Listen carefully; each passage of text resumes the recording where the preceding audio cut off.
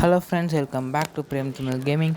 இன்றைக்கி நம்ம என்ன பார்க்க போகிறோம்னா, ரோப்ளாக்ஸில் expedition Antarctica game play part 5 தான் பார்க்க போகிறோம். ஏற்கனவே நம்ம பார்ட் 1, பார்ட் 2, பார்ட் 3, பார்ட் 4 நம்ம சேனலில் அப்லோட் பண்ணியிருக்கோம். அதை பார்க்காதவங்க நம்ம சேனலில் இருக்க மறக்காமல் செக் பண்ணிடுங்க. இப்போ நம்ம செக் பாயிண்ட் 4லேருந்து எண்டிங் வரைக்கும் தான் போக போகிறோம். இப்போ அதுக்கு நம்ம தேவையான பொருளை எடுத்து வச்சுப்போம். ஃப்ளேர், அப்புறம் எனர்ஜி பால் எடுத்தாச்சு. அப்புறம் வாட்டர் பாரையும் ஃபில் பண்ணியாச்சு. இப்போ நம்ம கிளம்பிடலாம். இப்போ இந்த வழியாக தான் நம்ம போகணும். ஏற்கனவே நம்ம கேம்ப் 3லேருந்து கேம்ப் 4க்கு வந்த வழியிலேருந்து நம்ம ரைட் சைடு தான் போகணும். ஓகே, இங்கே ஒரு பென் கேட் இருந்துச்சு. அடுத்து நம்ம எனர்ஜி பாரையும் வாங்கியாச்சு. இப்போ இந்த பக்கமாக தான் போகணும்னு நினைக்கிறேன். கன்ஃபார்மாக எனக்கு தெரியல. ஆனால் ஏன்னா நானும் இப்போ தான் ஃபஸ்ட் டைம் விளையாடுறேன். இந்த பக்கமாக தான் போகணும்னு நினைக்கிறேன். இந்த பக்கமே நம்ம போவோம். எதுக்கும் மேப்பில் ஒன்று செக் பண்ணிப்போம். ஓகே, ரைட் சைடு தான் காட்டுது. நம்ம கேம்ப் 4க்கு வந்த வழியிலேருந்து ரைட் சைடு போகணும். நம்ம இந்த ஏரோப்ளேன் இருக்க வழியாக தான் வந்தோம். இந்த வழியாக தான் போகணும். இப்போ நம்ம இந்த வழியாக போயிடலாம். இப்போ இது கொஞ்சம் ஃபாஸ்ட்டாக போகும். ஏன்னா இந்த கேம்ப் 4லேருந்து எண்டிங் போகிற வரைக்கும் ஒரு கிளேஷியர் தாண்டி தான் போகணும். அதாவது இங்கே மேஸ் மாதிரி இருக்கும். ஆனால் மேஸ் வழியாக நம்ம நடந்து போகக்கூடாது. மேஸ்க்கு மேலே தான் ஏறி போகணும். ஏன்னா மேஸ் வழியாக கீழே போனால் கீழே நமக்கு வழியெலாம் இருக்காது. மேலே தான் ஏறி தான் போகணும். ஆனால் இது வந்து ரொம்ப லென்த்தாக இருக்கும். ஏன்னா நம்ம இந்த ஃபுல்லாக இதை தாண்டி போனாலே நமக்கு எண்டிங் வந்துடும். ஆனால் இதை தாண்டுறத ரொம்ப தூரம் வச்சுருப்பாங்க. அதனால தான் நான் ஃபுல் ஃபாஸ்ட் ஃபார்வர்ட் பண்ணிட்டேன். ஏன்னா இது ரொம்ப தூரமும் நடக்கிறது வரும். அப்புறம் நிறைய இடத்த கன்ஃபியூஸ் பண்ணுற மாதிரி இருக்கும். அப்புறம் இதில் இந்த மாதிரி இப்போ பார்த்தோம்னா நிறைய ட்ராக் போகிற மாதிரி தெரியும். இதில் 2 தான் கரெக்டான ரூட்டாக இருக்கும். மற்ற எல்லாமே தப்பாக இருக்கும். அதை நான் போக போக அங்கே காட்டுறேன். இதில் நம்ம ரொம்ப தூரம் நடந்து, ஏன்னா ஒரு ஸ்டார்டிங்லேயே ஃபஸ்ட்டு வேனுக்கும் அடுத்த வேனுக்கும் இருக்குது. லாஸ்ட்டு போனால் தான் வழி வர மாதிரி இருந்துச்சு. இப்போ நானும் இந்த லாஸ்ட்டு வரைக்கும் மாறியுமே நடக்க வேண்டியதாக இருக்கும். இதில் நம்ம கரெக்டான ரூட்டு கண்டுபிடிக்கிற வரைக்கும். அதுவும் தப்பான ரூட்டுன்னு நான் நிறைய தடவை கண்டுபிடிச்சிட்டேன். கரெக்டான ரூட்டே போக முடியல. இப்போ இந்த லேடர் மேலே வேறு ஏறணும். இந்த லேடருக்கு எப்படி ஏறுறதுன்னு தெரில. கீழே தான் நம்ம குதிச்சாகணும். இருந்தாலும் இல்லை, நிறைய பாசிபிள் ரூட்ஸ்லாம் இருக்குது சைடில் போகிறதுக்கு. இப்போ இங்கே ஒன்று வந்திருக்கோம். இங்கேருந்து போக முடியுமான்னு தெரில. ஓகே, இந்த வழியாக போய் பார்ப்போம். இங்கே ரூட் இல்லை. எனக்கு தெரிஞ்சு அந்த லேடரில் தான் ஏறணும்னு நினைக்கிறேன். ஆனால் அந்த லேடரில் ஏறினாலும் அங்கே போகல. ரூட் வந்து நிறைய இதாக பிரியும். ஆனால் அங்கே போனாலும் நமக்கு வழி இல்லை. எங்கேயும் போக முடியல. இப்போ நம்ம அந்த லேடர் மேலே தான் ஏறணும். நான் ப்ராக்டிஸ் பண்ணுறதுக்கு ஒரு டைம் வந்தேன். நான் இப்போ ரூட்டை கண்டுபிடிக்க முடியல. இப்போ நம்ம கீழே தான் இறங்கி ஆகணும்னு நினைக்கிறேன். அங்கேயே இன்னொரு பிளேயராக வந்திருக்காங்க. இப்போ நம்ம கீழே இறங்கிடுவோம். வேறு வழியே இல்லை. கீழே இறங்கி தான் போகணும். பார்த்து இறங்கணும், இல்லாட்டி ரொம்ப ஹெச்பி குறைஞ்சிரும். ஓகே, இங்கே கொட்டியாக தான் இருக்குது. அடைச்சா கீழே வந்துட்டோம். 30% ஹெச்பி போயிடுச்சு. இப்போ மேலே எப்படி ஏறினதை போய் பார்க்கணும். இந்த பக்கமாக தான் போகணும். இல்லை, இந்த சைடு ஏற முடியல. ஓகே, இந்த வழியாக தான் மேலே ஏற முடிஞ்சிச்சு. நைட்டு வேறு ஆகிடுச்சு. அதோட பெரிய பிரச்சனையாக இருக்குது. ஓகே, நம்ம விளையாட பார்த்த இன்னொரு பிளேயரும் வந்திருக்காங்க. அவங்களுக்கும் 30% வச்சு முடிஞ்சிருச்சு போல். ஓகே, இப்போ நம்ம மெதுவாக கீழே இறங்கணும். அப்போ தான் அந்த லேடர் மேலே ஏற முடியும். அதுவும் ஆப்போசிட்டில் இருக்க அந்த லேடரு. இவங்க ஜம்ப் பண்ணுற மாதிரி வச்சுருந்தா கூட ஈஸியாக ஜம்ப் பண்ணியிருக்கலாம். ஆனால் இந்த கன்ஃபியூஸ் பண்ணுற மாதிரி வச்சுருக்காங்க.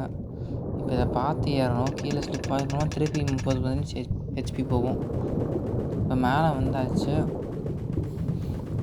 இப்போ எந்த பக்கம் போகணும் திருப்பியும் தேட வேண்டியதாக இருக்குது. அந்த பேர் அங்கே ஜம்ப் பண்ணிட்டாங்க. அப்போ நம்ம ஜம்ப் பண்ணி தான் போகணும் போல் இந்த இடத்துக்கு வந்து. ஓகே, ஜம்ப் பண்ணியாச்சு. இப்போ அந்த பேர் அந்த பக்கம் போயிட்டு போக முடியும்னு நினைக்கிறேன். இந்த பக்கம் வந்துட்டாங்க. நம்ம இந்த வழியாக போவோம். ஏன்னா லேடர்ஸ்லாம் சமாதானம் வச்சுருக்க மாட்டாங்க. லேடர் வச்சுருந்தாலே அந்த வழியாக தான் போக வேண்டியதாக இருக்கும்.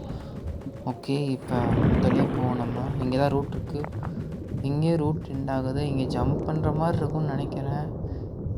இங்கேருந்து எங்கேயும் ஜம்ப் பண்ணுற மாதிரி இல்லை. இந்த பேர் ஏற்கனவே 4 எக்ஸ்பெடிஷன் போயிருக்காங்க. இவங்களுக்கு தெரியும் நினைக்கிறேன். கரெக்டாக தான் போகிறாங்க. ஜம்ப் பண்ணியாச்சு. கீழே விழுந்துட்டாங்க. நம்ம கீழே விழக்கூடாது. இங்கே இந்த ஆப்போசிட்டில் தான் குதிக்கணும். அவங்களே ஃபஸ்ட்டு போட்டோம். இல்லை, நம்ம ஃபஸ்ட்டு போயிடுவோம். ஓகே, 2 பேரும் சேர்ந்து வந்தாச்சு. இப்போ இந்த இடத்த தாண்டி போகணும்னு நினைக்கிறேன். அந்த பேர் அசால்ட்டாக போயிட்டாங்க. நம்மளால் முடியாதே. கீழே விழுக போகணும். இல்லை, விழுகலை. ஜாக்கிரதையாக போகணும். அதை நம்ம ஜூம் பண்ணி பார்த்தா கரெக்டாக போக முடியல. ஃபஸ்ட்டு பர்சன் வியூ வச்சுருந்தேன். இப்போ எங்கேயும் குதிச்சாச்சு. பாருங்க, இங்கே வச்சுருக்காங்க. சொன்ன மாதிரி கார்னர்லாம் லேடர் வச்சுருக்க மாட்டாங்க. இப்போ இங்கே வந்தவரை ஹெச்பி குறையும். இல்லை, ஹெச்பி குறையலை. ஓகே, இப்போ மெதுவாக போகணும்.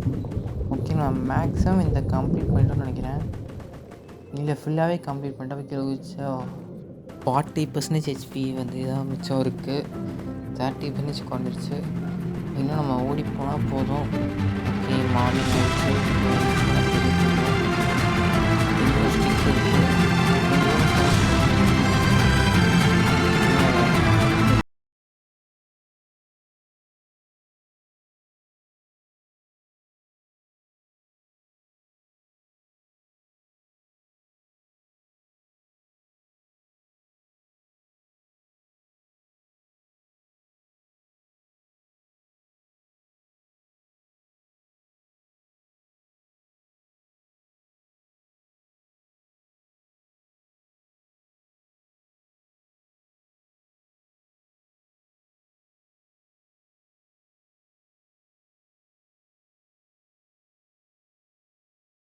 ஏறிப்போம்னு நினைக்கிறேன்.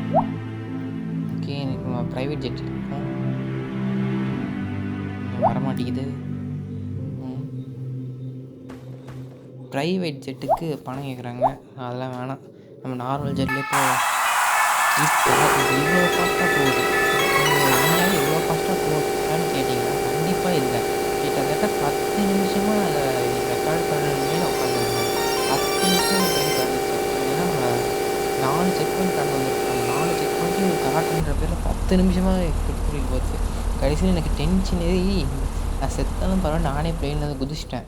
எதுக்கு மேலே என்னால் முடியல. ஏன்னா 10 நிமிஷம் கிட்ட இந்த ரெக்கார்ட் பண்ணியிருக்கேன். மொத்த வீடியோவே 30 நிமிஷம் வந்துருச்சு.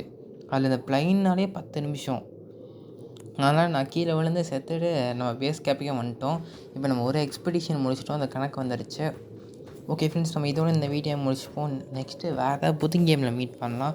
முடிஞ்சால் ஒரே ஒரு கமெண்ட் மட்டும் பண்ணிவிட்டு நெக்ஸ்ட்டு என்ன கேம் ப்ளே பண்ணலான்னு கமெண்ட் பண்ணிட்டு போங்க. என்ன கேம் இருந்தாலும் ப்ளே பண்ணுவோம். அப்புறம் இல்லை, நமக்கு எக்ஸ்பெடிஷனில் நிறைய டீம்ஸில் சேர்கிற மாதிரிலாம் இருக்குது. இப்போ நம்ம ஒரு டீமுக்குள்ளே ஜாயின் பண்ணி பார்ப்போம். இல்லை, ஒரு டீமில் ஜாயின் பண்ணால் அந்த டீமோட கம்யூனிட்டியில் ஜாயின் பண்ண சொல்லியிருக்காங்க. இப்போ அதை ஜாயின் பண்ணி உள்ளே பார்ப்போம். ஏன்னா நம்ம கம்யூனிட்டி இந்த மாதிரி டீம்ஸோட இதில் ஜாயின் பண்ணிட்டோம்னா நமக்கு இந்த ட்ரெஸ் வந்து வித்தியாசமாக இருக்கும். பாருங்கள், இப்போ எல்லோ கலரில் இருக்குது. ஓகே, இப்போ இதெல்லாம் தான் எக்கீப் பண்ணியிருப்போம்.